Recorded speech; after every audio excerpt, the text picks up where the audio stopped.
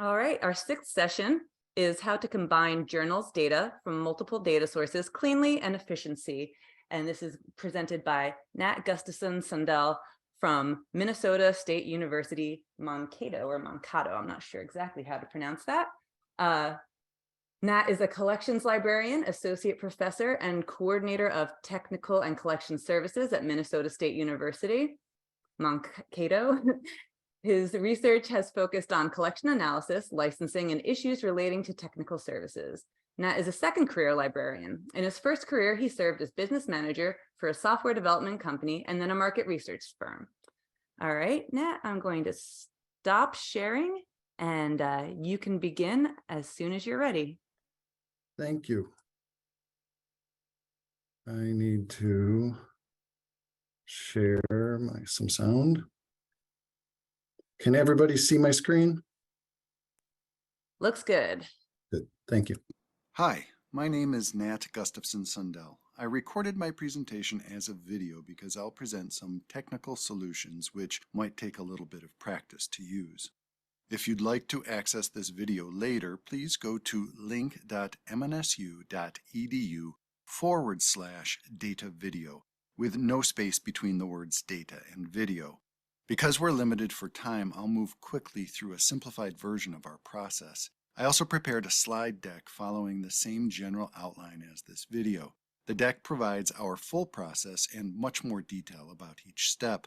There's also some additional conceptual background. See link.mnsu.edu/data deck, no spaces. I'm also providing a resource list. See link.mnsu.edu/data resources.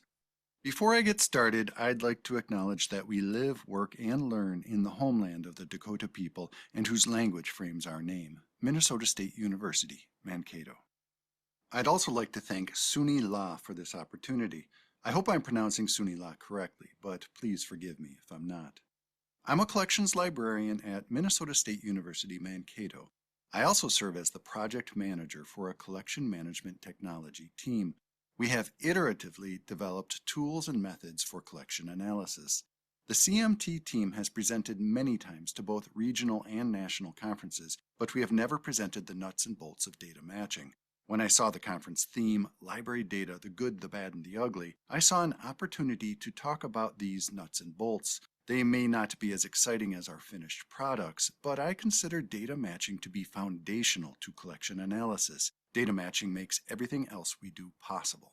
Mankato is a regional public comprehensive university serving about 14,000 students. We're the largest university in the Minnesota State system and unique within Minnesota State for the extent of our graduate programs and international student body.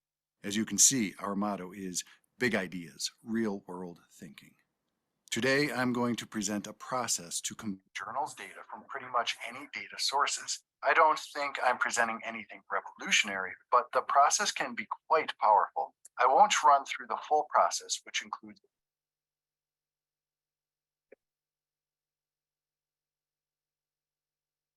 Apologies. I was sharing, but I kept seeing chat saying that people couldn't hear. Is this true for everybody? I could hear. Okay, so there's a lot of people who can hear. I apologize. I need to go back then.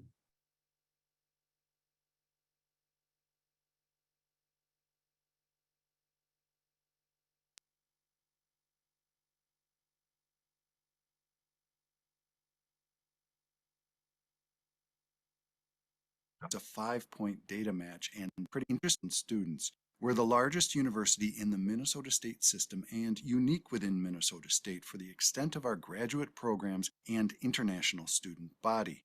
As you can see, our motto is Big Ideas, Real World Thinking. Today, I'm going to present a process to combine journals data from pretty much any data sources. I don't think I'm presenting anything revolutionary, but the process can be quite powerful. I won't run through the full process, which includes a 5-point data match and data validation. Instead, I'll demonstrate a simplified 4-point match without data validation. The deck will include our full process, though. One could also cannibalize bits and pieces of our process. Here is a table of contents. I will need to move very quickly through this presentation, but hopefully you can revisit the video or the slide deck as needed and jump to the sections that matter to you. Of course, we'd all like to use the ISSN for data matching, but there are problems. Most journals have a print ISSN and an electronic ISSN, but many journals have more associated ISSNs or just one, depending on the history of the title. Depending on the data source, you might find that only the electronic ISSN is provided, or only print, or if both are provided, it might not be clear which is which. In some data sources, there may be just one column including many ISSNs, and these ISSNs might not be formatted correctly. I'll demonstrate steps to format the ISSNs and to double check that the format is correct. But even if ISSNs are perfectly formatted, they won't be a perfect match point. At Mankato, we've seen time and again that we get more matches if we add title as a match point. But the title must be processed to serve as a match point, and it has to be followed by data validation. When we process a title, we call it a standard title. I'll detail the standard title steps in the deck version only of this presentation. Let me be clear that it is not efficiently possible to match journals perfectly for very long lists of journals, and I don't try for perfect. Over time, I've realized that it's okay if there are occasional errors, most often resulting because of something out of my control, like when vendors supply an incorrect ISSN in the data. I focus on the big picture, and most often I'm matching lists of more than 10,000 journals across as many as a dozen data sources. If we are 99% accurate, that's going to be just fine for almost all purposes, especially if we also recognize that thinking agents, librarians, and staff will be working from the reports we produce, so any errors would almost inevitably come out in the wash. I should also mention, although the following steps might seem complicated, that efficiency has always been an underlying consideration. I can take a journal list of any size, form and check the ISSNs, create a standard title in Jupyter Notebook, and match the data in Access to any other data source in well under 1 hour. The only step that can take longer is data validation. There are a zillion ways to do what we do. We are technology agnostic. The tools and methods I'll present here are what we currently favor. In the past, we have tested out a variety of alternative tools. For the standard title, we started with just a few processing steps all accomplished in Excel. We've also used OpenRefine and MySQL. However, for the past 3 years or so, we've settled on a Python program in Jupyter Notebook. I've provided the code linked through the resource list.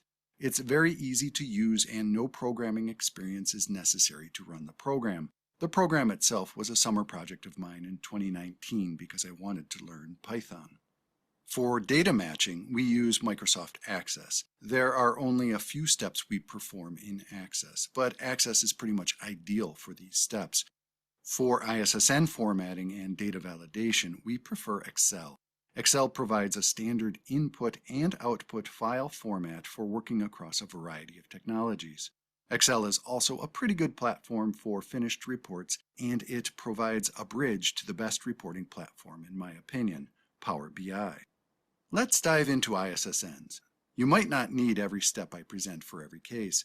For the video, I will present all steps assuming you already know how to use Excel.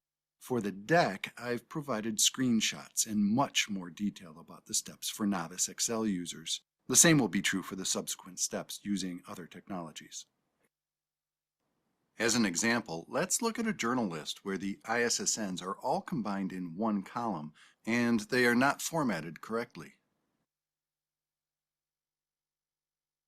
First, I will move the ISSN column out to the right so that I can apply text to columns.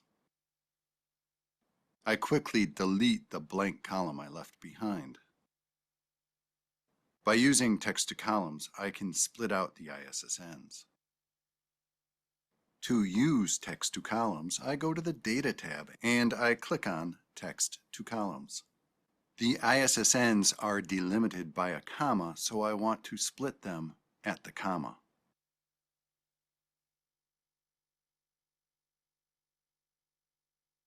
I don't know the maximum number of ISSNs that might have been in the column, so I check which columns have been populated with ISSN. I delete any but the first two columns. Generally speaking, it's been my experience that the first two columns contain the best ISSNs. I relabel the columns ISSN1 and ISSN2. I clean and trim the data. Clean and trim will remove any leading or trailing spaces or other non-visible characters.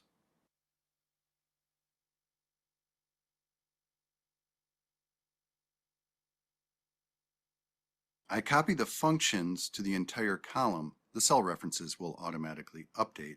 Then I copy and paste its values over the original ISSN1 and ISSN2.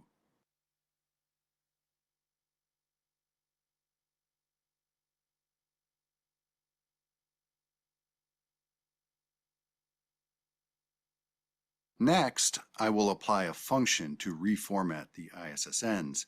I keep a library of functions, so all I need to do is navigate to the folder where I keep my functions, update the cell references, and apply the function.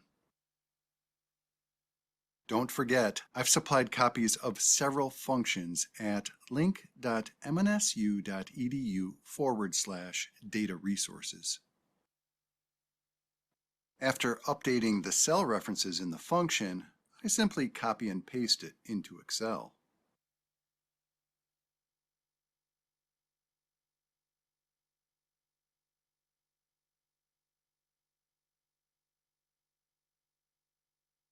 When I copy and paste the functions within Excel, once again the cell references will automatically update.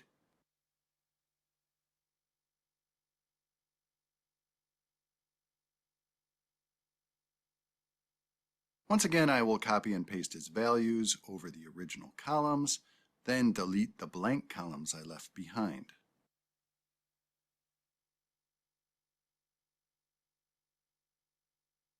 Finally, I move the ISSNs back to where they were before.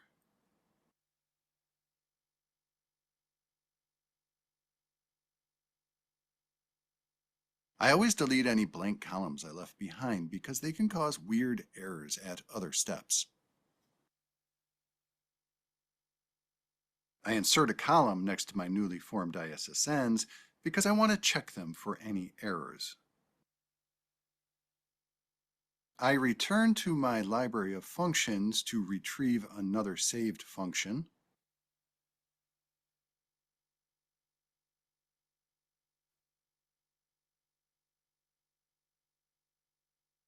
I then update the cell references as appropriate and apply the function.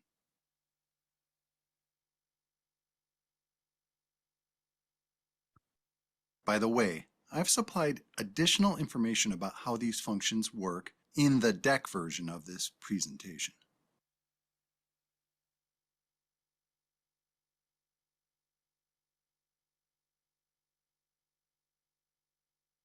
Basically, this function is checking for any ISSN data of unexpected length. The function will return a 1 if it finds a problem, so I can easily see how many errors I might have to check. I can also filter on 1 in order to address the problems.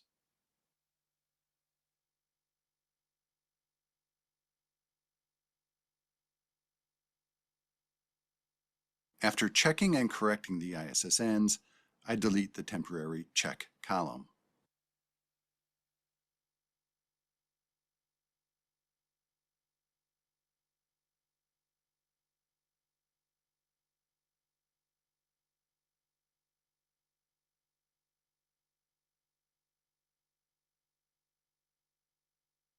As a final step, I add a unique identifier to any journals list. In this case, actually, I could use rank as a unique identifier, but for the sake of the example, I'll add one here.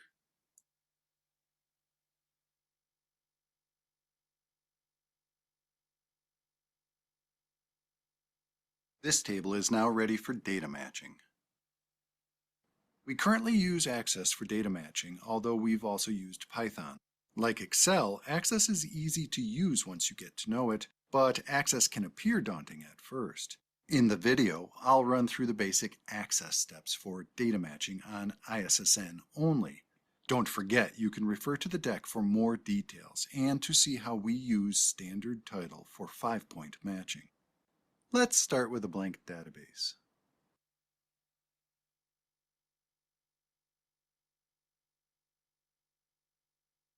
A new database will always open on a blank table. I'll just go ahead and close that.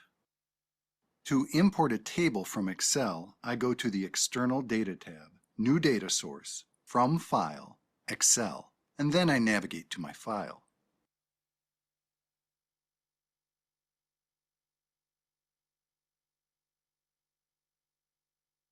Access will lead me through a series of menus to import my file.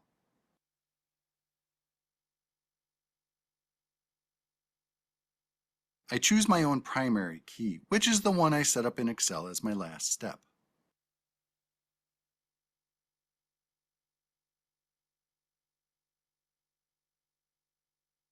To perform data matching, we'll need at least 2 tables. I'll get a second table from another Access database.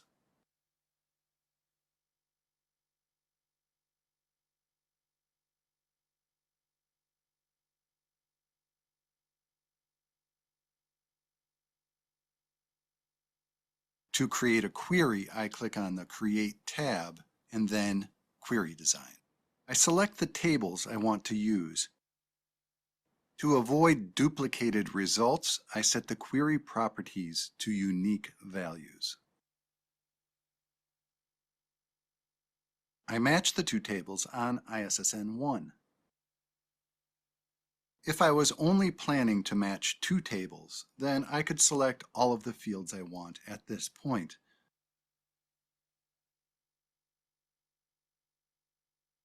At our library, because we want to work with data from multiple tables simultaneously in our final reports, we don't actually select all the data we want from the 2 tables at this point. Instead, our goal is to use the weak match points of ISSN and StandardTitle to create a single strong match point between the key list and any number of match lists. Basically, we're creating a group of tables that can all work together because they have been keyed to the key list. The primary key on our key list, which we've called the example ID here, will be added as a foreign key on each of the match lists. This language might sound strange, but primary keys and foreign keys are how true databases are built. In this case, because it's an example, I'm choosing a couple of fields from each table. Really, the only important step if I'm matching multiple data sources is to grab the primary key from the first table and add it to the results. It is important to set criteria on the ISSN match so that we don't accidentally match on the text null or on any blank values. The first query will be a make table query, and the subsequent queries will append to that table.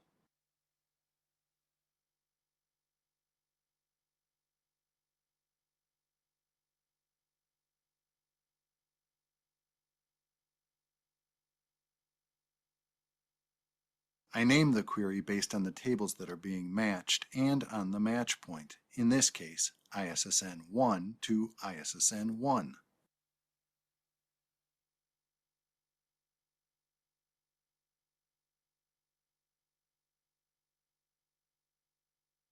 I create the second query by copying and pasting the first. I go into Design View, change it to an append table, update any fields as necessary, run it, and save it with a new name. Basically, I'm going to repeat these steps for 4 matches.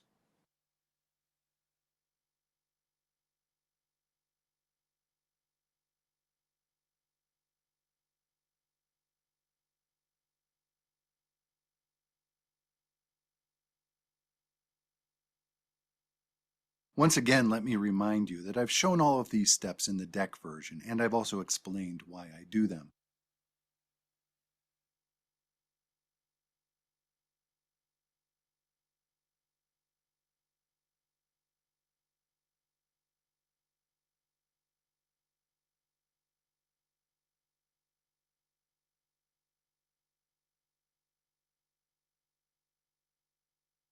Normally at Mankato, we do 5-point data matching, including the standard title.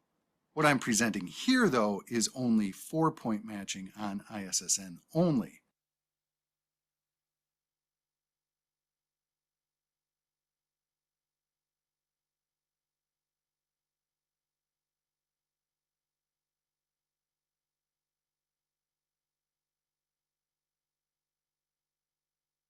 As the result of multi-point matching, I've created a table, but the table has some duplicated results. So as my final step in Access, I'll create a select query based on the new table I created, and once again, set the properties to unique values. It's the select query that I will export.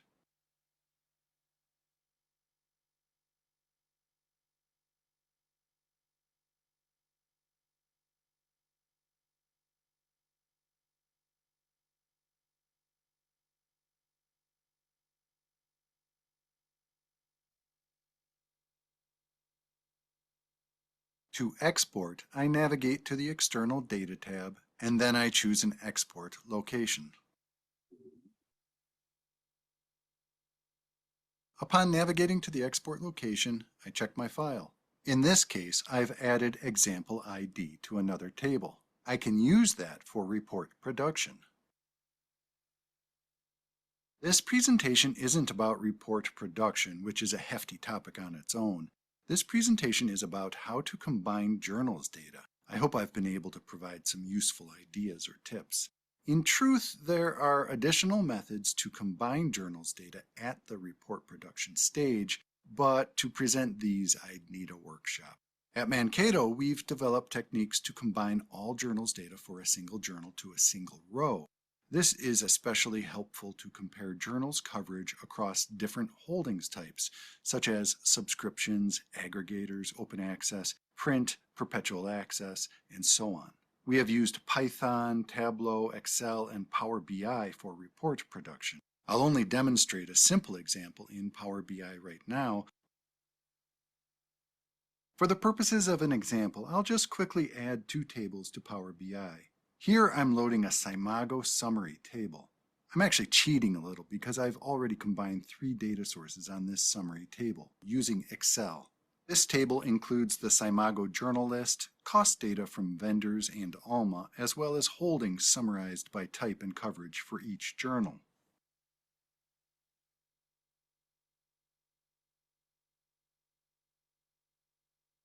I also load some link resolver data.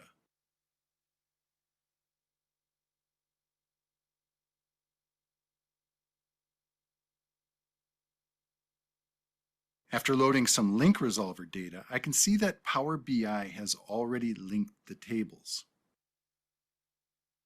Here, I'll just quickly create a bar chart graph using some data from each of the tables.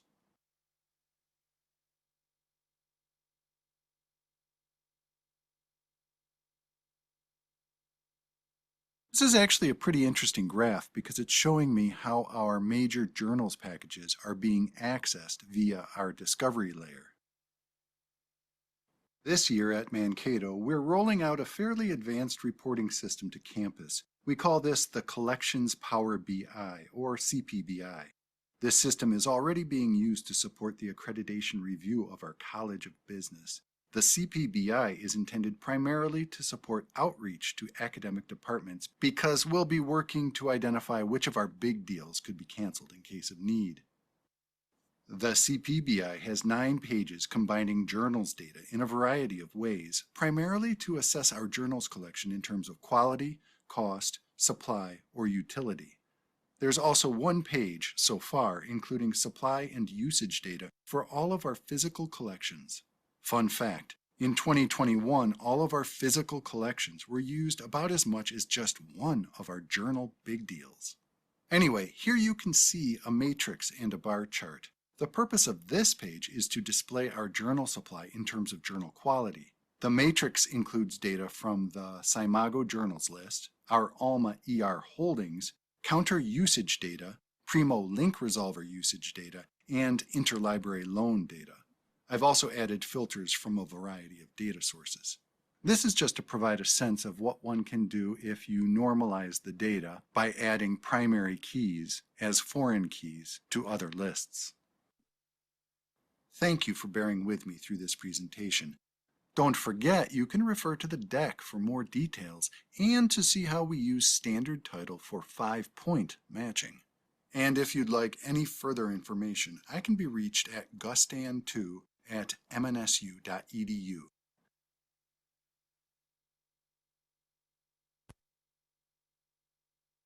I apologize for all of the technology snafus. I became so afraid I was breaking things that I just had to lean back and let it run. Any questions? I do see some questions in the Q&A that we'll get to. Before that, I just want to say, wow, that was really incredible. And if the chat has any indication, I think people agree with me. Really thorough. So we'll get to these questions. Have you been able to sort journals by call information so you can see usage based on topic / related to course offerings? So we have two facets. I think by call information, that's subject. So we can get LCCN from ER Holdings, so we can break out all of our data by LCCN, but we can also use the subject data that's from Simago that's ultimately derived from Scopus. And yes, so the point being that we can walk into a department meeting with the CPBI and have a conversation about how changes to the collection will affect that department and the programs that are through that department. Okay, thank you. Next question. Someone said, I missed the beginning of the presentation, but have you attempted to combine Counter 5 usage statistics with vendor, e.g. EBSCO provided costs over time? Yes, we do use cost data. I don't use it from EBSCO. I gather it from all of the individual deals we have. So there's about there's a number of them. So data sources would include Alma and Primo, lots of different things there, like link resolver, periodicals, browses, holdings, cost data from vendors.